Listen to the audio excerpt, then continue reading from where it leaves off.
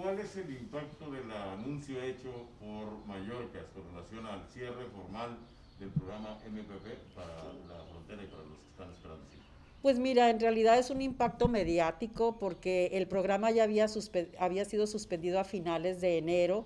Se le pidió a Mallorca justamente que investigara pues qué había sido, o sea, cuál había sido el resultado de ese programa, y él al final de cuentas, después de analizarlo, dijo que pues, lo único que había generado era una crisis humanitaria en la frontera y que había que suspenderlo definitivamente o cerrarlo, ¿no? Entonces, eso fue lo que sucedió, fue un anuncio formal de algo que ya se había suspendido en enero, pero que en términos prácticos también se había suspendido desde el inicio de la pandemia. Y en relación a los solicitantes, ¿cómo los deja? Porque hasta donde entiendo, no hay algo. O sea, se suspende el MP, pero sigue suspendida la recepción de las solicitudes de asilo de acuerdo a la ley internacional, a la propia ley de los Estados Unidos, ¿no? Sí, se suspendió ese programa MPP, que lo que implicaba, como muchos saben, es que las personas iniciaban su proceso en Estados Unidos y eran devueltos a México a esperar. Eso fue lo que se suspendió. Luego, ¿qué sucedió? Bueno, todas esas personas que tenían un caso, que estaban bajo MPP, que tenían un caso abierto, han sido admitidas a través de un procedimiento que se está trabajando con ACNUR, ¿no? Están a punto de concluir esa primera fase, que son MPPs con casos activos. Están por iniciar la segunda fase, que son los casos MPPs que fueron cerrados por alguna razón, porque la gente no asistió a una audiencia, fueron cerrados, y esos casos van a ser reabiertos, o sea, esas personas van a poder ingresar a continuar con su proceso en Estados Unidos, ¿no? Esa es la segunda fase de digamos, de este proceso de restaurar la figura del asilo, ¿no? Entonces, primero empezaron con los MPPs. Ahora, ciertamente la frontera sigue cerrada para los casos de asilo, pero se abrió una puertita que es para personas que están en una situación de riesgo, quienes están pudiendo ingresar bajo la figura de una admisión humanitaria o humanitarian parole, ¿no?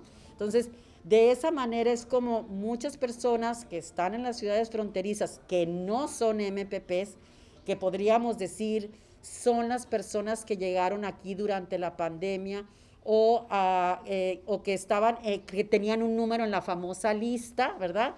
Todo se suspendió. Esas personas son las que están en estos momentos pudiendo ingresar a través de esta figura.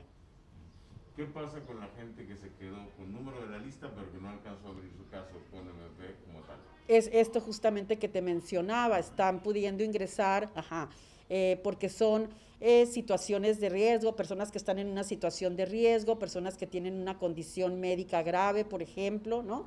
Y la situación de riesgo, pues el simple hecho de estar en Tijuana esperando en un albergue en malas condiciones de salud, pero también de seguridad, o las personas que están en el Chaparral, esa es una situación de riesgo, ¿no? Están viviendo ahí las familias, los niños expuestos a las extorsiones, al robo de menores, a una serie de cosas que se entiende como una situación de riesgo. Entonces, lo que estamos haciendo al otro lado, con otras más de 100 organizaciones de Estados Unidos, es esta encuesta de riesgo. Una vez que se evalúan los casos, se hace esta solicitud, ¿no?, al gobierno de Estados Unidos, y ellos responden. Si las familias son admitidas, nos dan una fecha de ingreso, y es como las personas han estado pudiendo ingresar. Pero a ver, si entiendo bien, en realidad el hecho de que tengan un número de la lista no les da ventaja por sobre los que van llegando y están en esa vulnerabilidad, ¿no? Ciertamente, o sea, el número de la lista ya no tiene ningún valor.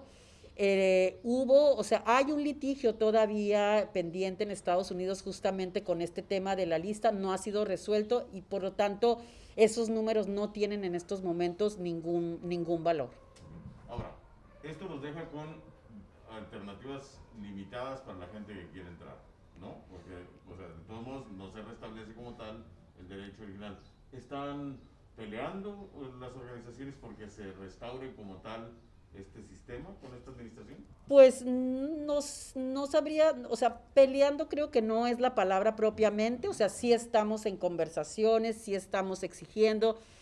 Hay apertura del gobierno para con las organizaciones de sociedad civil en pedir como nuestra opinión de cómo creemos nosotros que las cosas se deberían de manejar, se deberían resolver, y estamos en eso. Y yo creo que las autoridades en Estados Unidos están también trabajando y van como por etapas, ¿no? Es lo que estamos observando. Ahorita, por ejemplo, la exigencia es que culminen con el título 42, porque eso lo que sucede es que las personas obviamente no están pudiendo acceder al asilo cuando ingresan de manera indocumentada, ¿no? En otros momentos, una persona que ingresaba no de forma segura ni legal por un puerto fronterizo, o sea, que ingresaba, que se tiraban, como dicen, ¿no? Podía pedir asilo, ¿no? Te entregas, pides asilo. En estos momentos, por el título 42, eso no es posible. Entonces, esas personas, lo que está pasando es que ingresan y no tienen el derecho de solicitar asilo y son retornadas a México a una situación de riesgo, a una situación de violencia que ya conocemos, y entonces, bueno, puede ser que sean procesadas acá sus solicitudes de admisión humanitaria y que ingresen bajo esa figura, pero no es propiamente acceder al derecho al asilo, ¿no? Ahora, la última vez que platicamos había apenas iniciado este proceso de, digamos, de flexibilización. Y decías que esperaban más de parte del gobierno, de la administración Biden, porque si bien hablaba de empezar a permitir las entradas de ciertos casos, pues ustedes estaban haciendo el trabajo. ¿Crees que ha ido mejorando el papel de la administración con relación a los migrantes? Creo que sí ha mejorado, creo que por lo menos se tiene otra perspectiva, obviamente más humanitaria. Dejó de haber esta, digamos, idea de estas políticas tan crueles e inhumanas, ¿no? Y se está buscando transformar, pues, su política migratoria, pero pues como todo, ¿verdad? También tienen sus detalles, como este tema del título 42, que no entendemos por qué se resisten, pues, a acabar con esa figura que está generando tanto riesgo para las familias que son retornadas, ¿no? Entonces, y también pues pienso yo que hay un tema aquí de cierta complicidad del gobierno mexicano, o sea, ¿sabes?